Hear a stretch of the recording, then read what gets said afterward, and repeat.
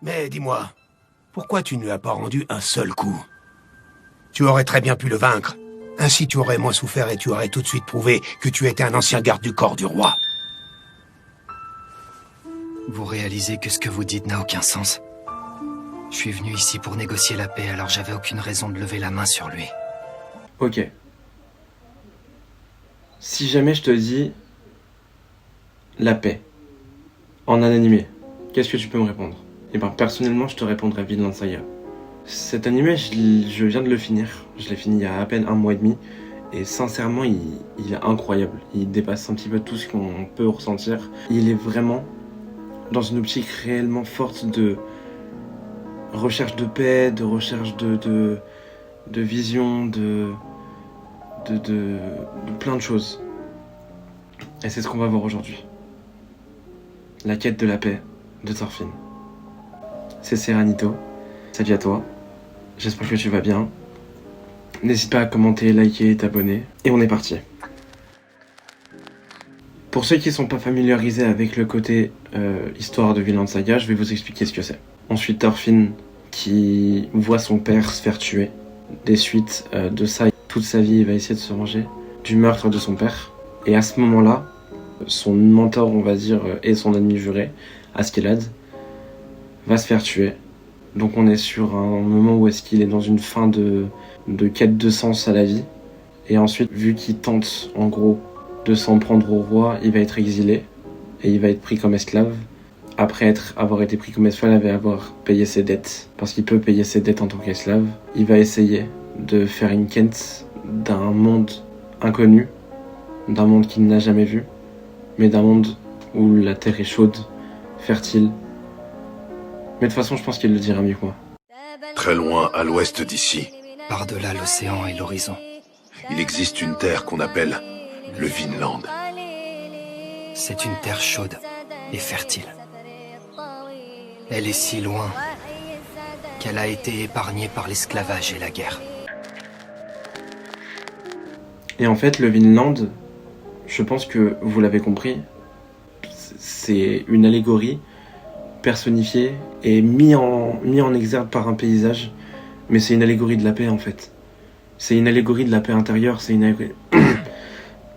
Excusez-moi. C'est une allégorie d'être en phase avec soi-même sur tout ce qu'on a fait, du paradis aussi, sur plein de sujets, sur plein d'aspects. Le Vinland aussi, c'est une allégorie de... T'as réussi à trouver la paix alors que tout autour de toi a été en guerre, a été en chaos. Je trouve que c'est une magnifique allégorie de tout ça. Il y a beaucoup de visions aussi très religieuses dans ce moment-là. On voit dans la saison 2 par exemple l'apparition de la Bible. Thorfinn-sanは何をしているの？ああ、ヘビさんが聖書を中で読んでるんです。それの盗み聞き。大旦那様は字が読めないから。へえ、トルフィンさんもキリスト教徒だったんですね。いや、違うんだけど、なんか聞いてると面白いんですって。On voit dans la saison 1 que le roi et son disciple, on va dire, ne jurent que par la Bible. Je trouve que Vinland Saga témoigne beaucoup de la géopolitique qu'on a actuellement, avec les guerres, avec machin, avec trucs. Le roi, par exemple, qui est chrétien, et qui voit que la personne a une croix chrétienne, ne fait pas vœu de... Il y a un peu un truc de sans pitié, etc. La première phrase qui est dite dans cet animé, c'est cette phrase-là. Me concernant, je n'ai pas le moindre ennemi. Enfin, la première phrase qui ressort du moins.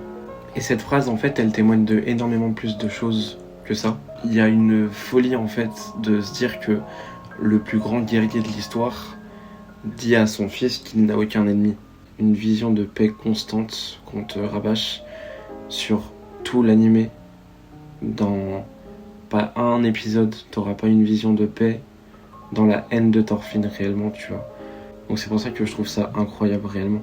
Que Thorfinn lui-même se fasse envenimer par la haine, il arrive à retrouver une paix intérieure, qu'il arrive à donner à ses fins pour une vision beaucoup plus juste et une vision beaucoup plus belle, on va dire. Pas de la vie, mais un peu quand même, quoi. Et c'est en ça que l'animé de Vinland Saga, en fait, c'est un animé incroyable. C'est cet animé qui m'a fait commencer la randonnée. Et ouais, C'est cet animé qui m'a fait commencer réellement la rando, qui m'a fait apprendre à connaître la nature réellement, qui m'a appris à aussi être en paix sur les situations que je pouvais pas gérer. Je me suis senti concerné par l'histoire de Thorfinn, tu vois. Je me sens un petit peu comme Thorfinn dans le sens où j'ai vécu énormément d'échecs, j'ai vécu énormément de choses, j'ai vécu énormément de choses intenses qui sont passées, etc.